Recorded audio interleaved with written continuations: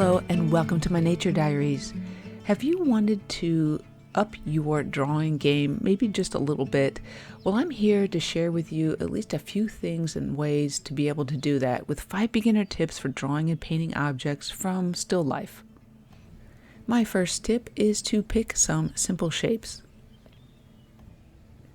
You can find some amazing things to nature journal when you are out and about on a hike, and these are perfect. These little nuts and fruits and leaves, of course. It's autumn here, and we just have all kinds of things on the ground, and I really like the idea of being able to find these, collect them, and then bring them back from a hike and record them in my nature journals in the studio. Most of these found items are really perfect to journal with. They're round, they're ovals, they might have a few blemishes and lines, but they're really basic shapes, and this is perfect for starting out in drawing and painting. I'm using this 9x12 watercolor sketchbook. It's super great to have something that's not the best quality, but it's good quality to be able to practice with. You don't feel like it's precious, so you can really just, use it to put your drawings and not feel like you're wasting expensive paper. I usually like to sketch with a very light graphite, and this is a 6H.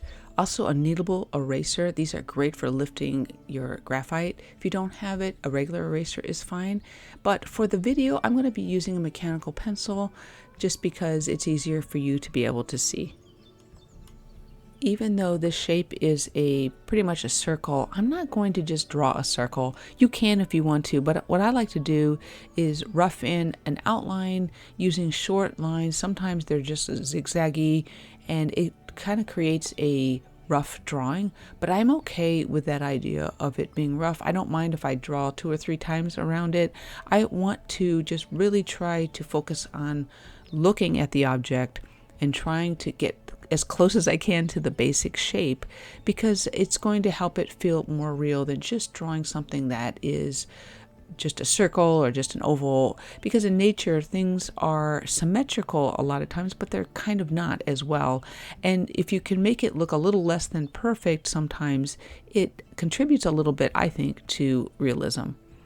I like to go around the outline maybe several times, tweaking as I go, just making adjustments here and there. Sometimes I like the adjustments, sometimes I don't, but I'll eventually darken the lines to just show myself which ones are the ones that I am happy with and the ones that I'm going to use for the final picture.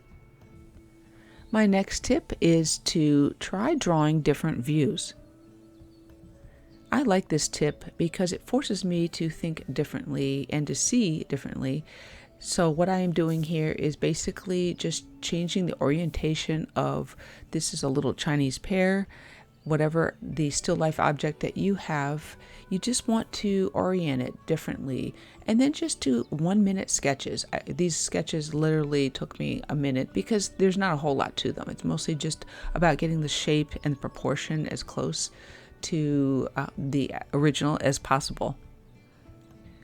Of course, don't be upset if you don't like a particular view.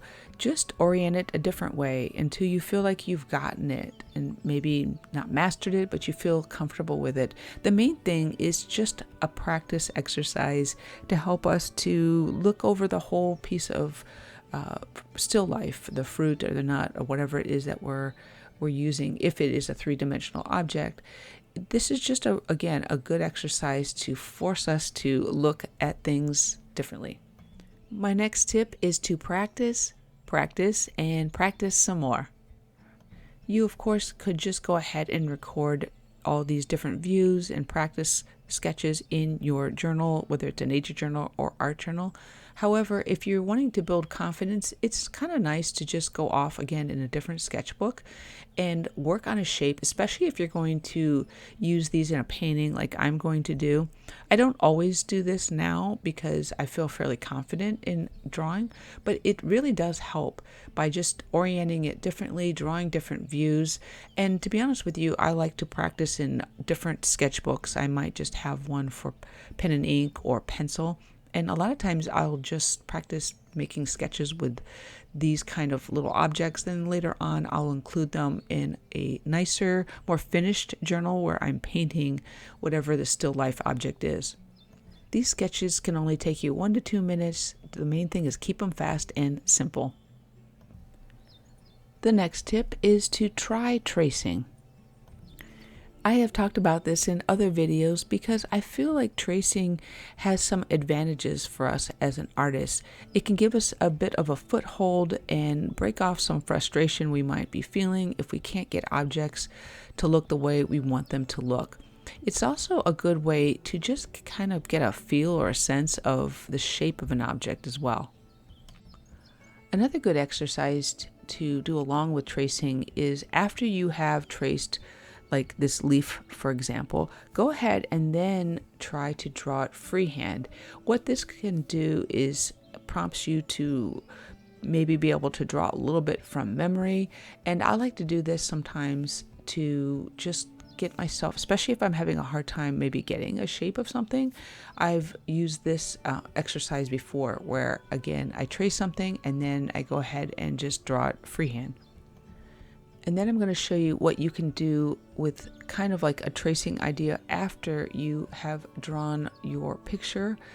Then what you can do is you can take the actual item. In this case, a leaf is a great way to practice this because it's flat and it's much easier to trace. But then put your leaf or whatever it is on top of your drawing and just maybe kind of see if you are off in something in an area that needs to be adjusted. I think this is a powerful exercise, at least for me, because once I do this, I put the object over it. It's like it forces me to see differently what I was seeing before, and I'm realizing, wait a minute, that didn't look right. And then, oh, wait a minute, like I need to go and cut in deeper on these leaves, and I need to adjust the leaf shape over on this side. It's like I couldn't see it before, but for some reason I could see it after. So maybe it'll be helpful for you. I feel like it has helped me out quite a bit. There's never any shame in tracing or copying. It's really the way, again, we learn. We learn by copying and imitating. Use strong contrast for realism. So basically what I'm saying here is to use strong values or changing your values in order to make something look a little bit more realistic. My favorite way to practice values is by using pencil. A pencil drawing is a great tool because what it does, it can give you really dark darks and very light tones as well. What I like to do is start out with just some basic shapes. Again, it's really just kind of drawing like what I did before, but now I'm going to add in some other values. I'm eventually going to take the graphite and I'm going to go ahead and smudge it, and you can get one of those smudgers. I'm just using my finger, but for these kind of drawings I don't have any problems with just drawing it this way. As I begin to add dark lines, all of a sudden this flat one-dimensional picture is going to start to look like it's coming to life. I'm always so amazed by this process with such a simple technique and with just a pencil. I personally will start light because I tend to have a heavy hand. I like adding dark lines to everything. So I try to start off with the lightest shades possible, and then I go back in and get those midtones in. But a lot of times I'll add the really, really dark lines to show shadows, and it just, again, can help to lift your drawing off the page and, again, make it much more realistic. I do think that it's good to add the dark colors in layers because it is hard to take away something that's very dark as opposed to adding it gradually. So try to be a little bit light-handed, not too light-handed, but if it doesn't feel quite right, make sure you're adding in those really sharp contrasts with the very dark and the light. And I think you'll start to see, again, how things just start to transform. It starts to look real. And then, of course, adding in that little bit of shadow line. And I'll probably even go back. I think I went back and tweaked that as well. Even with this little leaf shape here, you can see I added some shadow to it, just a little bit, and that was just enough to make it feel like it's popping a little bit off the page.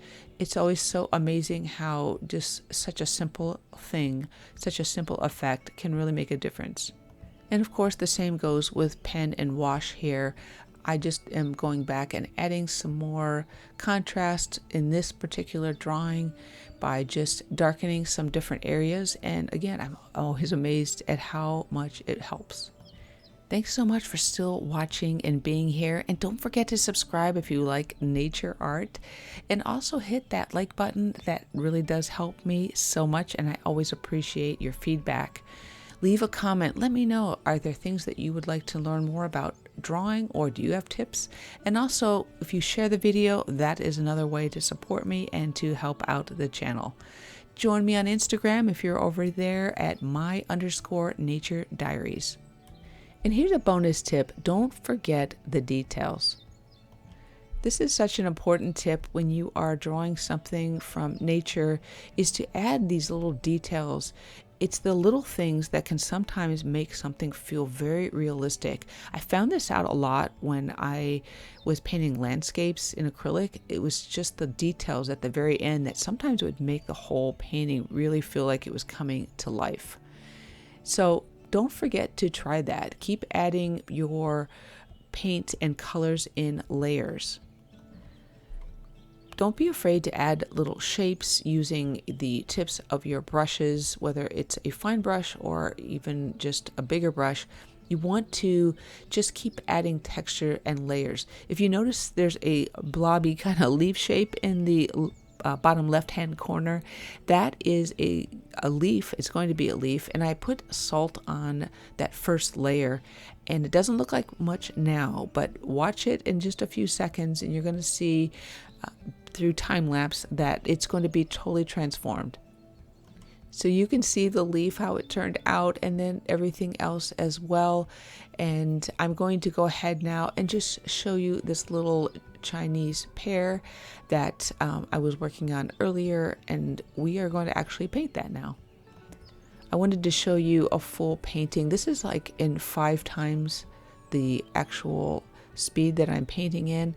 And I'm just going to put everything in layers. One of the things I also like to do is I like to mix my colors on the page. I do mix them in the palette, but I also like to mix them right in that first layer especially. I'm not exactly sure why I like to do this. I think it's because by adding that color there, it just commits me to it. I don't know. It's just a way for me to force me out of a safe place by putting that color down. And, you know, it's never really a problem. I can always glaze over it. I can lift it. But I like doing it because it makes me think differently. So I'm picking some of that alizarin crimson, which is like the blush of that little pear. It might be hard to tell. And I'm just pulling it out and adding it in to different places to just create, again, dimension. Even though this is a bigger brush, I'm also using the tip of it to add texture with this pear because there's little dots, if you can see, on it. And I'm using it just to kind of give the idea of that as well. As you begin to finish up your painting, go ahead and work on other areas while you're letting something dry. I'm doing that by adding the shadow here, and then I'll let that dry and I'll add layers to it as well to darken it. And then I'm going to just take paint right from the paint pan in my case, which is like brown, dark brown with some gray, Payne's gray, and I'm going to just put in those final dark details. And this is that value or the contrast that we're looking for. It's just amazing how much it really can make your painting or your drawing pop. The main thing is to make sure for some of them that for some of these dark lines, you blend them out just a little bit. You want to keep that dark color, but you may need to blend it out depending on what it is. I'm going to be adding some alizarin crimson and actually some of the greens as well. And I'm going to put them in some of these brown objects that I painted. And it's so amazing how it adds life to the objects, even if it's not something we see in nature, in the natural. There's something about it that really makes your painting dynamic. So I would definitely advise trying this. I think you'll really like it. Drawing and painting realistically is definitely something that is achievable. I think you'll be amazed as you go over these tips how much your drawings can improve as you really just focus and look at dimension, values, contrast, and everything else that I mentioned in the video. If anything did help, let me know. I would love to hear from you as well. Just remember, you are so amazing and creative. Till next time, see ya.